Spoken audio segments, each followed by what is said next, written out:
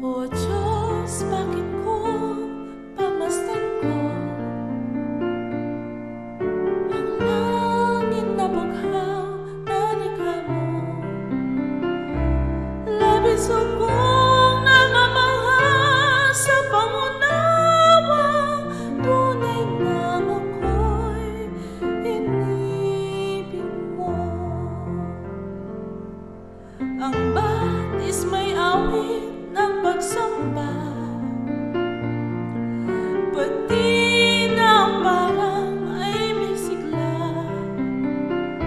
Labis akong namamahal kapag aking nadaramang ako'y inibig mo.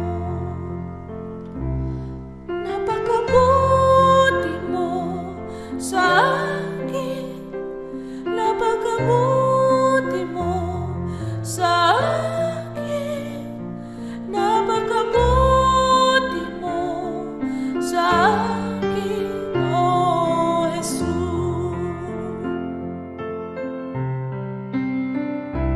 Napakabuti mo sa akin, napakabuti mo sa akin, napakabuti mo sa akin, O Jesus. O Diyos, bakit kung pagmasdan ko ang langit na bughaw na likha mo? Labis akong namamahal sa pangunawang, tunay nang ako'y inibig mo. Napakabuti mo sa akin, napakabuti mo sa akin, napakabuti mo sa akin, O Jesus.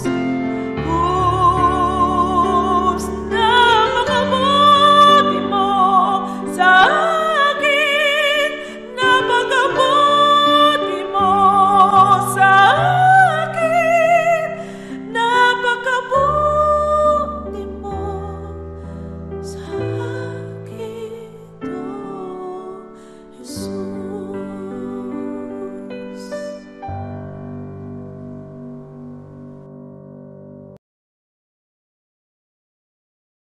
Gabi po sa inyo, tayo po ay manalangin. Lord Jesus, na makapangyarihan sa lahat, patuloy na pinupuri ka namin, tinataas namin ang iyong pangalan sa gabi ito. Patuloy po na nagpapasalamat kami sa buong maghapong nakalipas na punong-puno ng pag-ibig mo, nakabutihan, pagpapala at pag-iingat mo. Sa gabing ito, pangunahan niyo nga po kami sa aming pananambahan. Buksan niyo nga po ang bawat puso't isipan namin sa pakikinig ng iyong mensahe. At gabayan mo po ang magme-mensahe sa amin sa gabing ito. Nawa po ay kayo nga po ang siyang mamuna sa bawat sa amin. In Jesus' name we pray. Amen.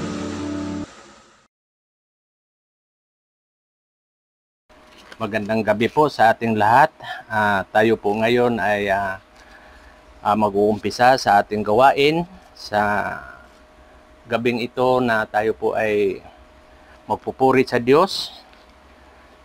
At ako po ay babasahin natin ang ating talata ngayon na ating pagbabasihan ng ating mensahe na makikita po natin sa Santiago chapter 1 verse 22-27.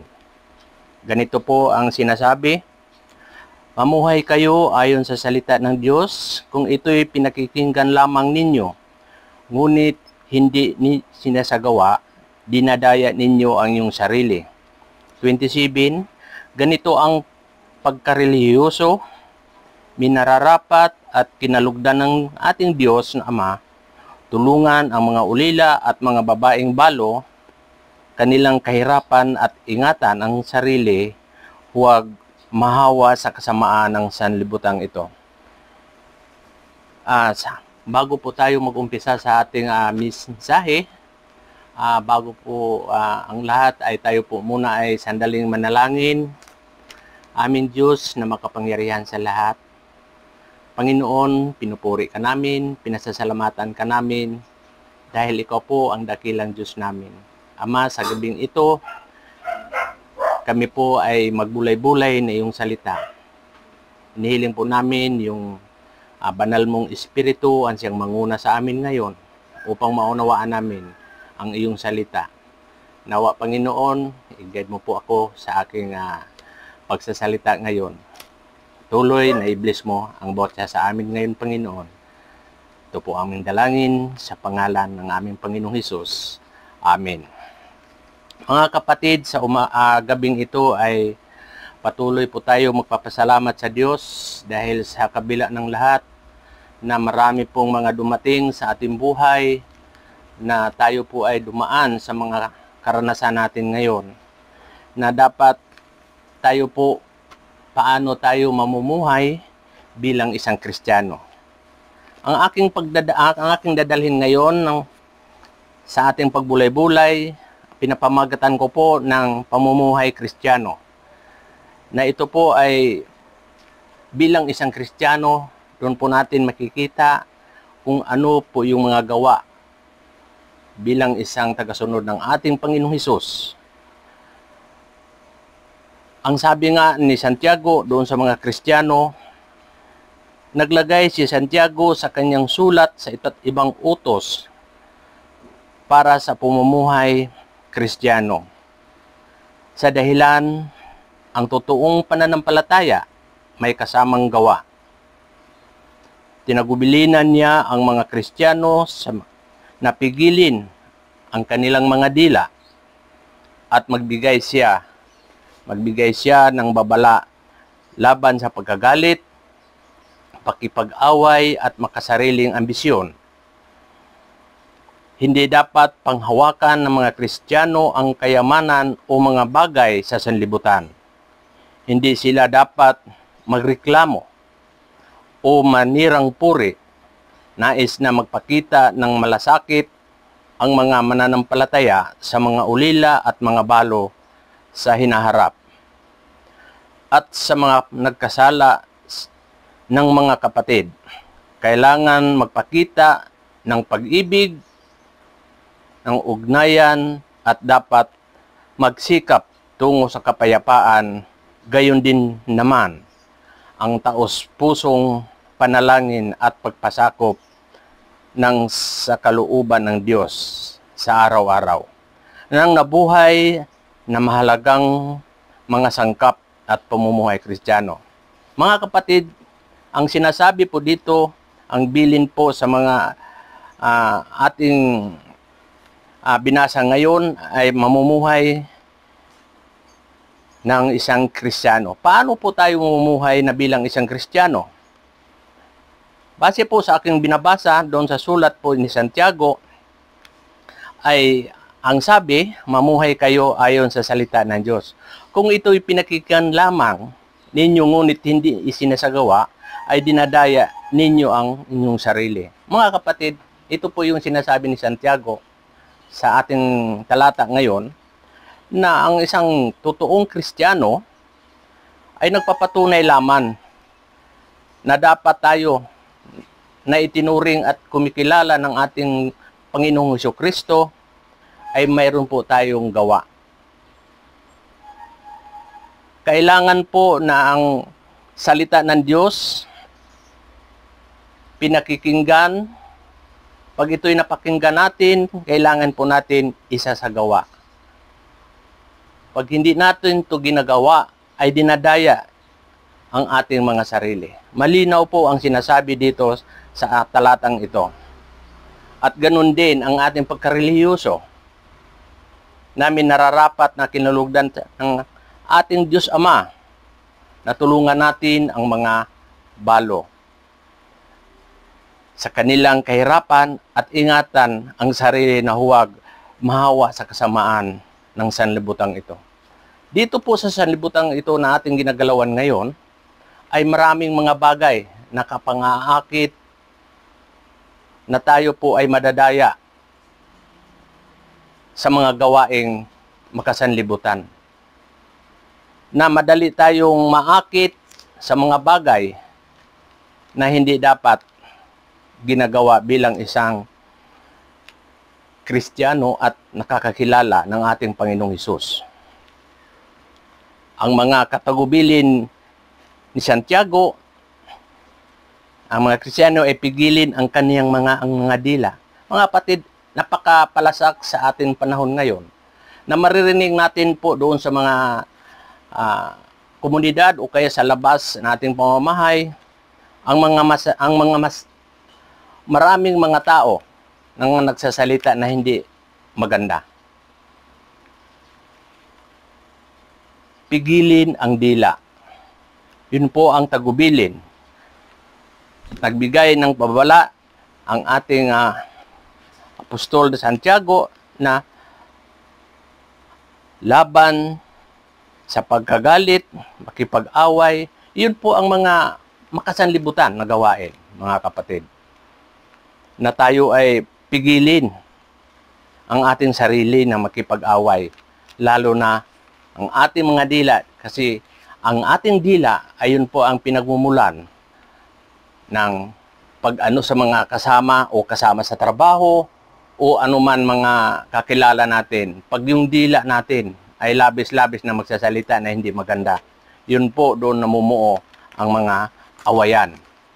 Kahit kaano mo, kaibigan, kapatid, o sino man, kailangan po natin na magpigil sa ating mga dila. Ang ating mga ambisyon o makasariling ambisyon, hindi po masama ang mag-ambisyon po tayo. Pero tandaan po natin mga kapatid, kailangan po natin ng ating ambisyon na ayon po sa ating Panginoong Hesus, kung ano man po ang dapat natin gawin, na hindi po tayo nalihis doon sa mali o kaya mga gawaing masasama. Normal po sa isang Kristiyano na ang dapat gawin, hindi masama ang nagsikap at dumami man kung ano man yung ari-arian mo dahil sa mabubuting paraan. Yun po ang mga tagubilin ng ating Apostol Santiago doon po sa mga Kristiyano. Na ito po ay hindi lang po doon sa Jerusalem, kung hindi hanggang dito po sa atin. Dahil tayo po ay tumanggap ng ating Panginoong Hesus at ang pagtanggap natin ay nangahulugan na po tayo ay sumunod ng ating Panginoong Hesus at tayo po ay natunggurian bilang isang Kristiyano. Ang pamumuhay bilang Kristiyano ay may kasamang karunungan at pagsunod. Pag sinabi po natin mga kapatid na may kasamang karunungan, ay ito po ay nagbibigay sa atin ng kaisipan, ano bang klaseng karunungan na dapat natin gawin na ayon po sa pagsunod. Kung titingnan po natin ayon po sa sulat sa Colosas chapter 3, verse 16 to 17, ay sinasabi po dito, ang mga salita ni Kristo ay itanim ninyo ng mabuti sa inyong isip. Magpapaalalahanan kayo at magturuan ng buong kaalaman. Umawit kayo ng mga salmo at mga imno at mga awiting espiritual na may pasasalamat sa Diyos. Mga kapatid, dito po sa Colosas, ang sinabi po dito, ang mga salita ni Kristo ay itanim ninyong mabuti sa ating isip. At magpaalalahanan tayo. Magpaalalahanan. Tayong mga magkapatid sa ating iglesia, nandun po lagi ang mga pag-alalahanan. Nandun po ang pagtutulungan, lalong-lalo na ngayon sa krisis na dumating sa ating buhay, na kami po ay nakakaranas na sa sitwasyon natin ngayon, mahirap po na isipin ang ating kalagayan. Kaya ang sinabi po dito, magpapaalalahanan at magtuturuan at ang buong kaalaman. Tayo po ay hindi po tayo nangihinawa na umaawit ng mga himno at mga awiting pang-espiritual. Di ba ho, pag tayo ay nag-aawitan sa mga awiting espiritual, iba ang pakiramdam natin. Iba yung naramdaman mo, lalong-lalo na kung yung dinama mo ang mga awitin na pang-espiritual. Kaya ang bilin ay magpapalahanaan at umawit ng mga himno at mga awitin espiritual. Sa verse 17, ang sinabi, at anuman ang gagawin ninyo, maging sa salita o sa gawa, gawin ninyong lahat sa pangalan ng Panginoong Hesus at sa pamamagitan niya na magpapasalamat kayo sa Diyos. Mga kapatid, ito po ang sinabi doon po sa Colossus chapter 3 verse 17 na at anuman ang gagawin ninyo, kung anuman po ang ating gagawin bilang mga tagasunod ng ating Panginoong Hesus, maging sa salita o sa gawa, gawin ninyong lahat sa pangalan ng ating Panginoon.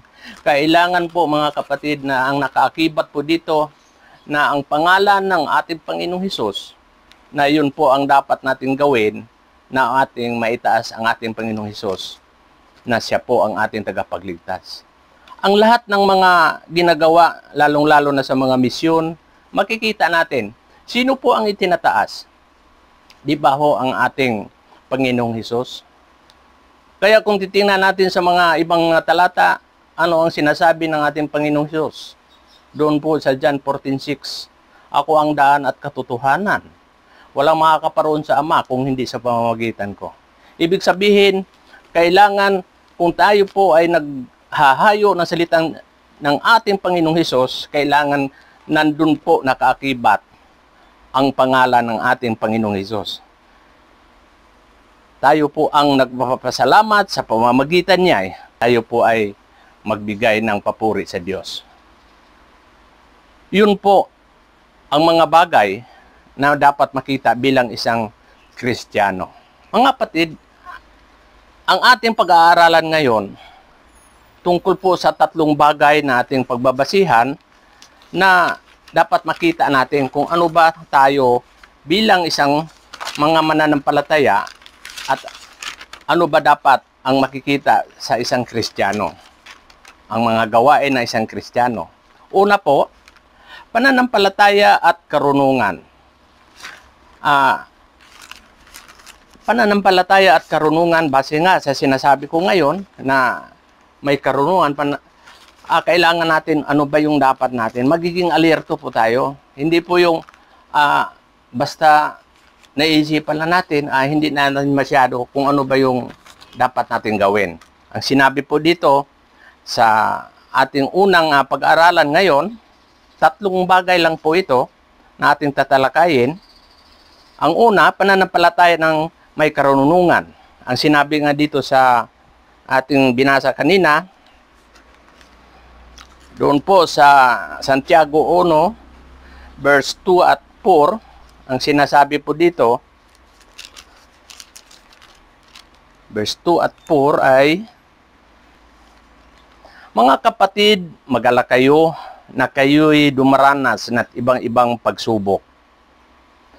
Sapagkat alam ninyo na lalong magiging matatag ang inyong pananampalataya matapos ninyong pagtagumpayan at ang pagsubok na iyan.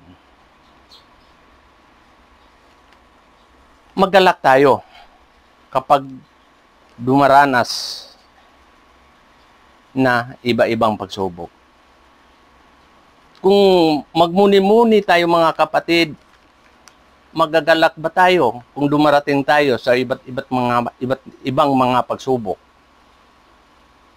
Siguro kung titingnan natin sa kung magsusurvey tayo, kung titingnan natin kung anong mga sagot nila, bakit tayo siguro maraming magsasabi na bakit ako magagalak na ito yung pagsubok ko ngayon. Di ba ho? Ikaw dumating sa pagsubok, matutuwa ka. Pero ang sinabi dito sa ating binasa, magalak kayo kapag kayo'y dumaranas ng iba't ibang pagsubok. Di ba ho? Ang sunod na talata na ating babasahin, sapagkat alam ninyo na lalong magiging matatag ang inyong pananampalataya matapos ninyong magpatagumpayan ang pagsubok na yan. So mayroong kadugtong nang sinasabi, sapagkat alam ninyo na lalong magiging matatag ang inyong pananampalataya matapos ninyo pagtagumpayan ang mga pagsubok na yan. Sa hindi pa po lubusan nakakakilala sa ating Panginoong Hesus, iba po ang dating sa kanila. Dahil pagdating sa mga pagsubok, lalo na kung baguhan pa, nga hindi pa gaanong maraming alam tungkol sa salita ng Diyos, malamang-lamang magbaback out o kaya yung sinasabi na umayaw. Dahil kung kailan ako nga lumapit sa Diyos, saka naman maraming pagsubok. Pero ang sinabi po sa Biblia, kung mapagtagumpayan natin, ay lalong magpakatatag kayo. Matapos ang pagtagumpayan ng pagsubok na yan. At dapat kayong magpakatatag hanggang sa wakas upang kayo'y magiging ganap na walang pagkukulang. Iyon po. Dapat po tayo magpakatatag hanggang wakas ay maging ganap at walang pagkukulang. Ito po yung sinasabi ng salita ng Diyos. Na kailangan pala bakit sinabi ng ating Panginoon na magalak tayo, yun mo pala, hanggang sa wakas na wala na pong pagkukulang. So kung dumating man ang pagsubok sa buhay natin, hindi po dapat natin na ibaliwala. Kasi ang main point po natin dito, pag ito ang maranasan natin ngayon, alam ko kung ano po ang kasunod. Dapat magiging alerto po tayo bilang isang mga Kristiyano. Na alam natin kung anong dapat natin gawin, magsubok man yan, may pagsubok na maliit man yan o malaki man yan, ay kailangan natin natanggapin. Dahil ang Diyos po, nakikita po niya kung gaano ba kalaki ang ating pananampalataya sa Kanya. Yun po ang sinasabi. Sa verse 4, ang sinabi po, at dapat kayong magpakatatag hanggang wakas. So, ibig sabihin mga kapatid, patuloy tayo hanggang wakas. Ito man kung wakas man ng ating buhay o wakas man ng ating ginagalawan, ang pinaka-main point na ating dapat gawin, magpapatuloy po tayo. Huwag tayo manghihinawa. Ano man ang dumating na pagsubok sa bawat isa sa atin, kailangan natin ay lalo pa tayong lumapit ng ating Panginoon, Hesus. Kasi siya lamang po ang dapat nating lapitan at walang iba na po. Dahil ang ating Panginoong Hesus ay siya po ang nagbibigay sa atin ng kalakasan. At may marong mga supporting verse pa na ating titingnan. Doon po sa unang Pedro, chapter 4, verse 12, 13 to 14. Ang sinasabi po sa verse 12, mga minamahal, huwag ninyong pagtakhan. Ito rin na na di pangkaraniwan ang mabibigat na pagsubok na yon ang dinanas. So, huwag po natin pagtakhan. Ito man sa karanasan natin ngayon, na ihahalin tulad ko po, dito po sa karanasan ko ngayon, dito po sa ating Pastor Galo Sugosyo. Ang ating pastor, ang karanasan po niya, napakahirap.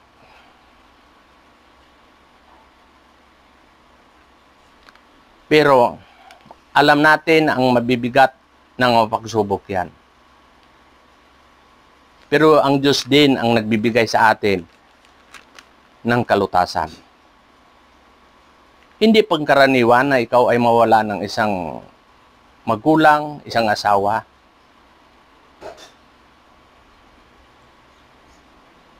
Napakabigat nun. Pero dahil nandyan ang ating Panginoong Hesus na handang umaagapay sa mga taong nakaranas ng mga ganitong pagsubok, hindi po tayo pinapabayaan ng ating Panginoong Hesus. Sa verse 13, sa halip, magalak kayo. Ito na naman, binalik na naman. Magalak kayo sa inyong pakipaghati sa mga kahirapan, sa hirap ni Kristo, at magiging lubos ng inyong kagalakan kapag mahayag ang kanyang kadakilaan. Di ba ho? Yung anuman yung mga na karanasan natin ngayon, na tayo ay nakihati tayo sa hirap ng ating Panginoong Hesus. Pero wala na ho yun. Tapos na ho yun. Ginagawa na niya lahat yun. Tapos na yun. At sa kanyang kadakilaan. Sa 14, ang sinasabi, mapalad kayo kapag kayo'y inalipusta dahil kay Kristo, sapagkat sumasa inyo ang dakilang espiritu, ang espiritu ng Diyos. Mapalad kayo mga kapatid, kung inalipusta dahil kay Kristo. Alam ko marami kayong karanasan, lalong-lalo na sa doon sa misyon, na kayo po'y nakakaranas ng ganito. Na kung kayo ay may dalang mga Biblia, na ang tingin sa inyo, ang minsan pa nga, naranasan ko yan eh. Sabi nga sa akin iba kayo lumagpas ka sa langit. Di ba? Pang-alipusta yon. Kung minsan maririnig mo ang mga sinasabi na ibang tao, kung yari lang yan, nagbabanal-banalan, hindi naman totoo. Masakit po yon sa atin. Pero dahil sa pangalan ng ating Panginoong Hesus, ay sumasa atin ang dakilang espiritu. Pinapatnubayan po tayo ang espiritu ng Diyos. Saan man tayo maghayo, saan man tayo mangaral ng salita ng Diyos, kung anuman ang karanasan, inalipusta man tayo, mapalad po tayo mga kapatid. Dahil nandito sa atin ang dakilang espiritu, ang espiritu ng Diyos. Hindi po yan umaalis sa atin. Dahil ang ating katawan ay templo ng Diyos. Dito po naninirahan sa ating puso ang espiritu ng Diyos. Ngayon, kung nandyan yan, ano ba ang dapat natin gawin? Ipapahiya ba natin ang banal na espiritu? Nabigyan ba natin ng mabibigat na problema? Kung tayo ay gumagawa ng kung anumang mga bagay, napipigati ang banal na espiritu. Dahil nandito sa atin yan eh. Dapat ang tunay na Kristiyano ay mamumutawi sa bibig natin, kung ano man yung ginagawa natin ay makikita din sa pananalita natin. Hindi lamang sa salita, hanggang kilos sa gawa, dapat makita natin na ang tunay na pamumuhay bilang Kristiyano. Ang pangalawa po, pakikinig at pagsagawa. Mga kapatid, pag sinabing pakikinig, kailangan may pagsasagawa. Ayon po doon sa Santiago, chapter 1, 19, ang sinabi po dito, tandaan ninyo, ito ang mga kapatid kong minamahal. Matuto kayong makinig dahan-dahan sa pagsasalita at huwag agad magalit. So, pinapaalala natin sa atin na laging tandaan po natin mga kapatid o mga minamahal ko, matuto makinig ng dahan-dahan sa pagsasalita. Di ba ho, pag may kausap tayo, lalo na pag nagsasalita, lalo na pag may kasama mga bad words, di ba na parang naiinip tayo. Doon po pinapakita na ang isang Kristiyano, hindi dapat ganun. Nang makikita sa tunay na Kristiyano, ay yung namutawi sa ating mga bibig, ang salita, huwag agad magagalit. Kasi paano natin ipakita doon sa mga tao? Tayo bilang isang mga Kristiyano, nakakilala ng ating Panginoong Hesus. Tapos pagdating sa labas, masyado yata tayong magagalitin. Wala tayong salitang mahinahon. Pag nakanti lang ang kaunting ego mo, nagagalit na agad. Pero ang sinabi ng Diyos at ang mga paalala at pagsasagawa, huwag agad magagalit. Dapat ito po ang makikita bilang isang pamumuhay Kristiyano na hindi po tayo dapat na magagalit agad o magagalitin. Na ipinapakita na ito po yung ang tama. Kahit medyo masakit na sa dibdib mo, nandun pa rin yung pagpapasensya.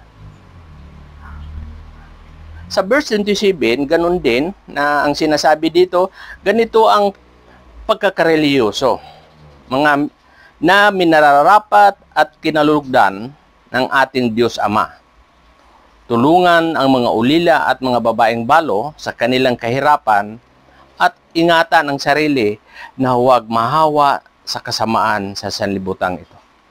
So, pinapakita, pag sinabi ba natin na reliyoso tayo, pag tayo ba'y nakakita ng isang tao, lalo na kung nagluluhod mula ng pintuan hanggang altar, ano sa pakiramdam mo?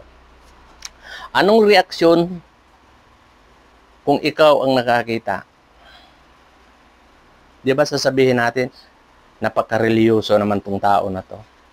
Ginagawa niya, naglalakad na kaluhod hanggang doon sa altar. Mayroong mga taong ganun na nakikita natin. Pero hindi na po natin dapat husgahan ang isang tao na gumagawa ng ganun. Ayun po ang ano niya. Yun ang paraan niya para bilang isang pagkilala ng ating Diyos na nagpapakababa siya. Ibinaba po ang kanyang kalooban na ito po ang gagawin ko. Diba ho?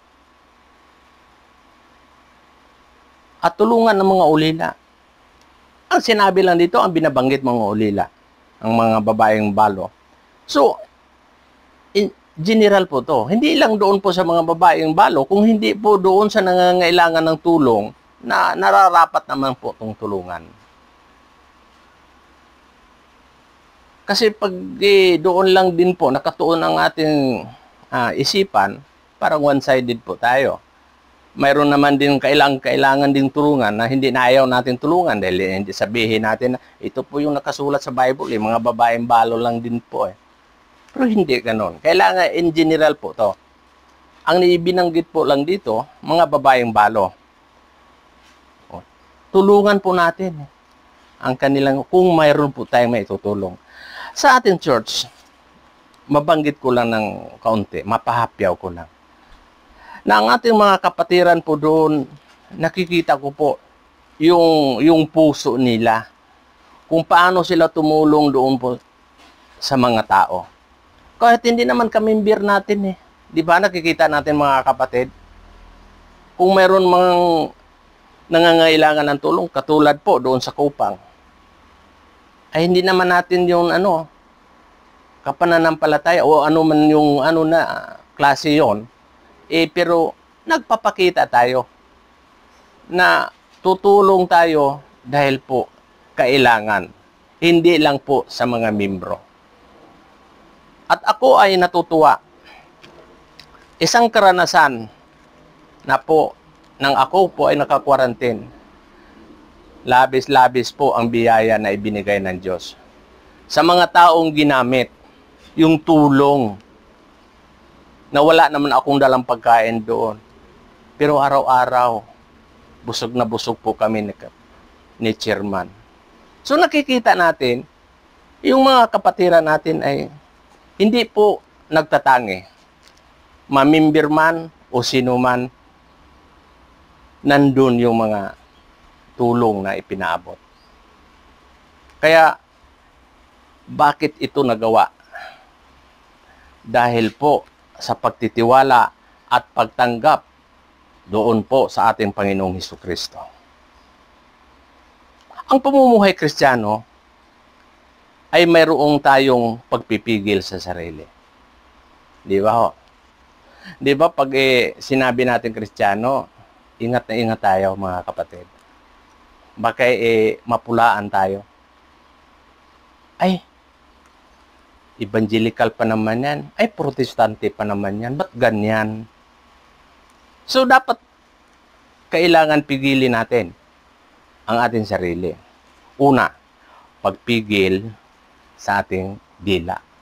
Kasi ito po yung number 1 na nakapag-udyok ng masasamang, hindi lang sa masasamang salita, kung doon po nagmumula yung pag-aaway dahil sa mga salitang nilalabas o binabanggit ng ating mga dila.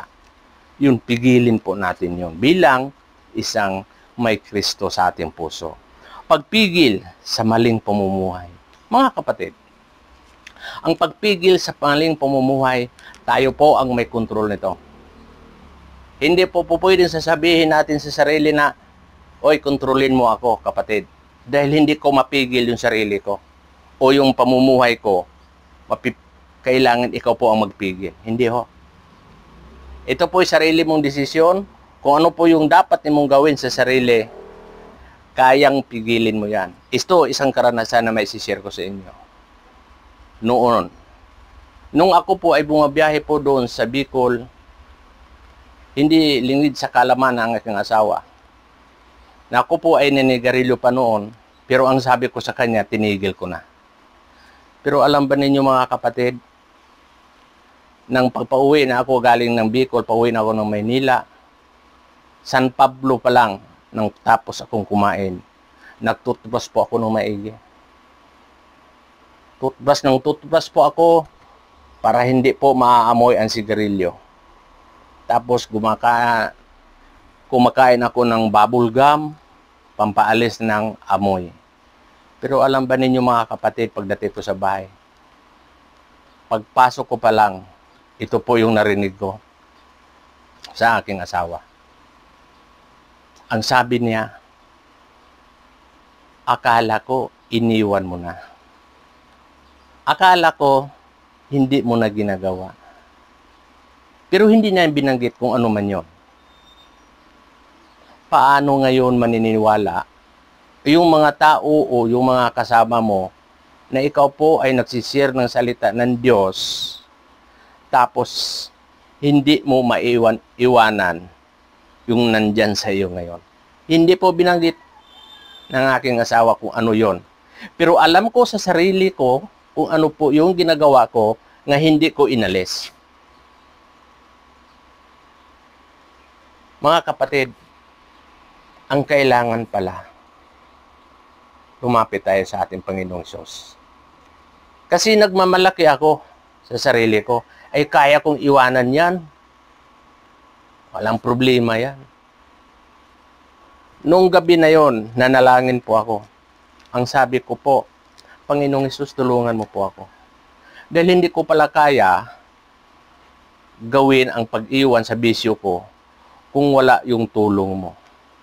Yun po ang binanggit ko nung nanalangin po ako noong gabi na yon.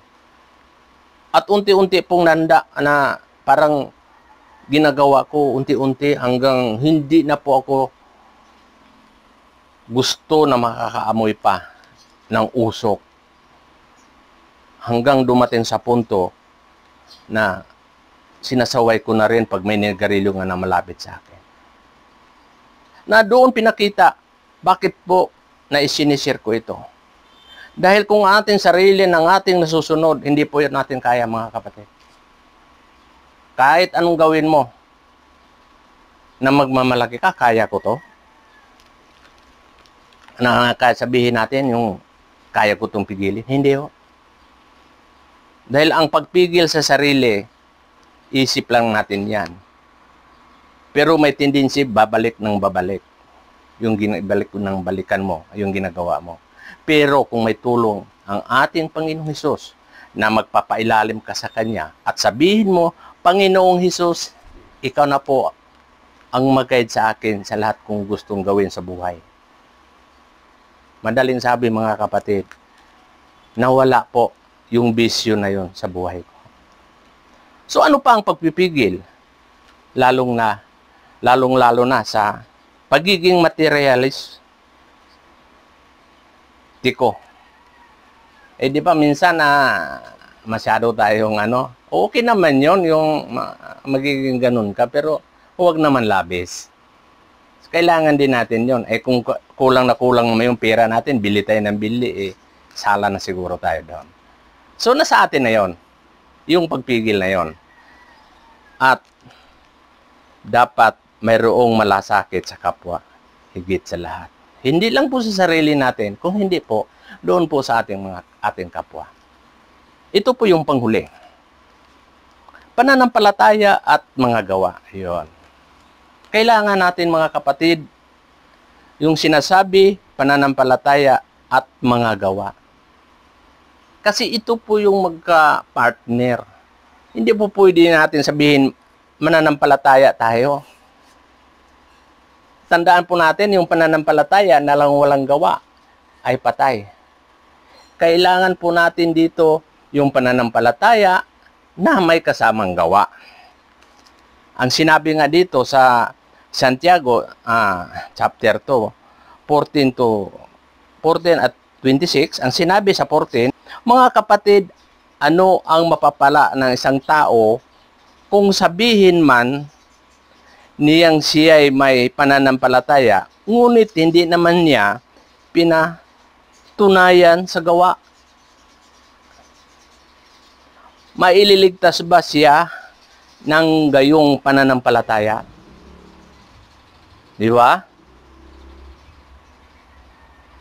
Anong mapapala ng isang tao kung sabihin man niyang siya ay mananampalataya, ngunit hindi naman niya pinapatunayan sa gawa?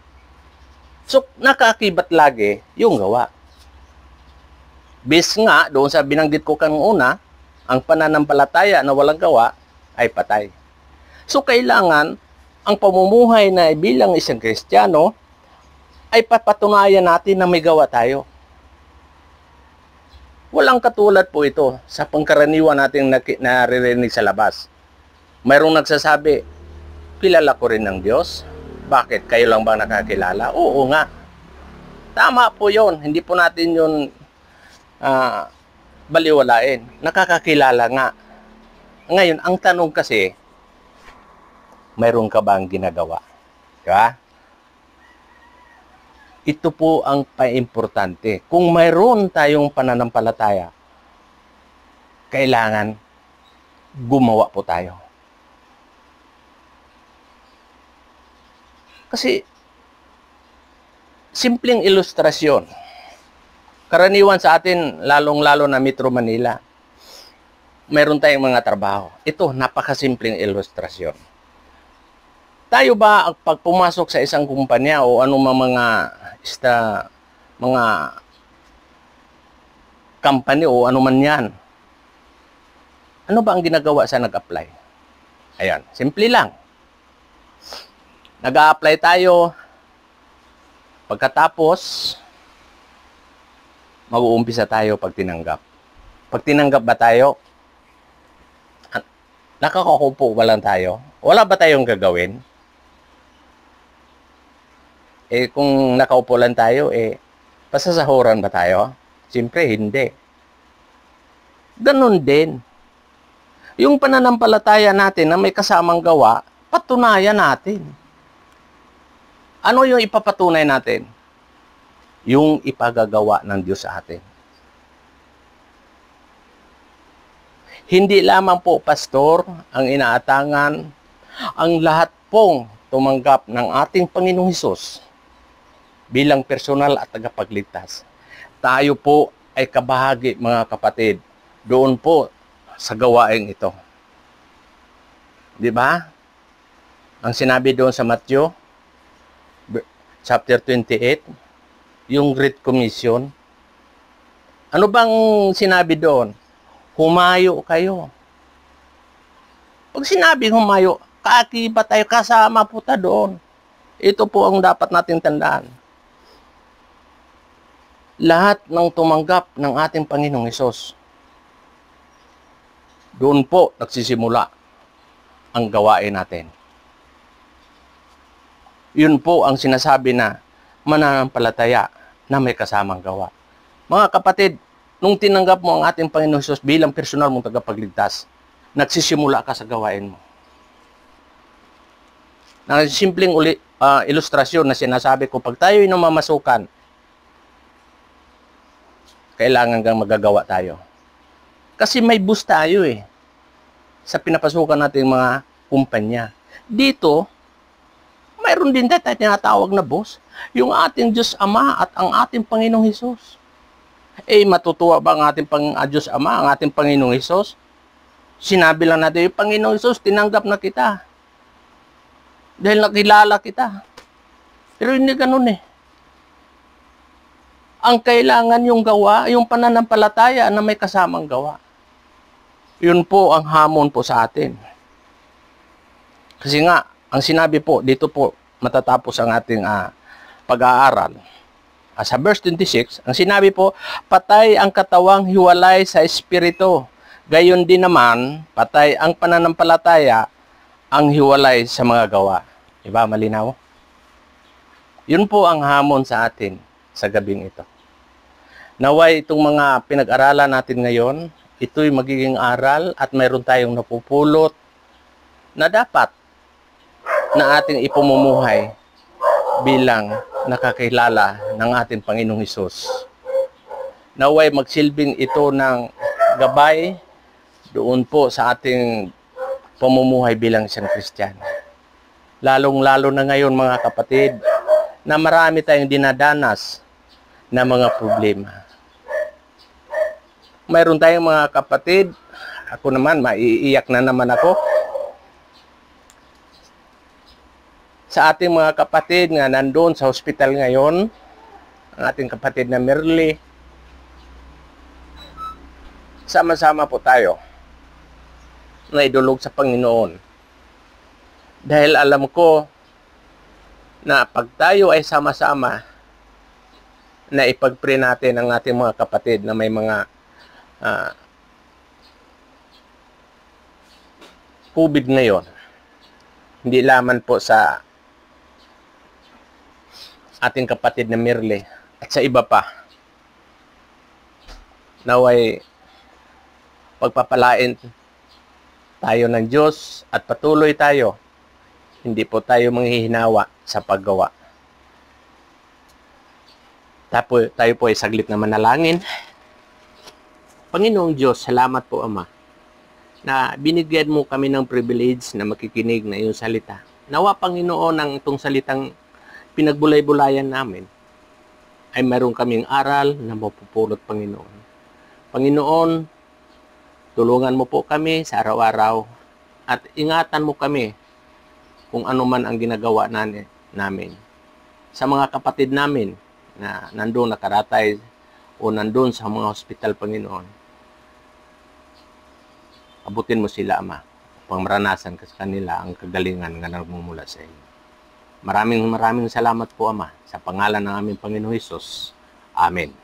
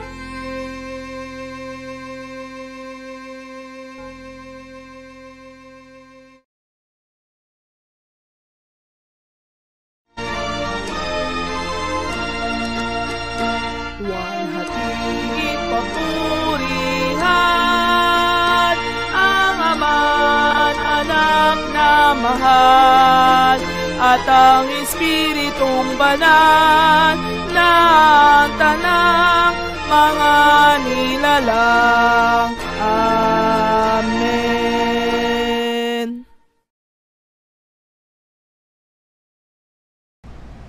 Mga magulang, mga kapatid, tanggapin natin ang masaganang pagpapala ng ating Diyos sa masalangit. Hinihikayat na ipamuhay ang pag-ibig ng ating Panginoon Jesucristo. Taglay natin ang kapangyarihan ng Banal na Espiritu. Sundin ang kanyang patnubay sa ating mga buhay, ngayon at magpakailanman. Amen at amen.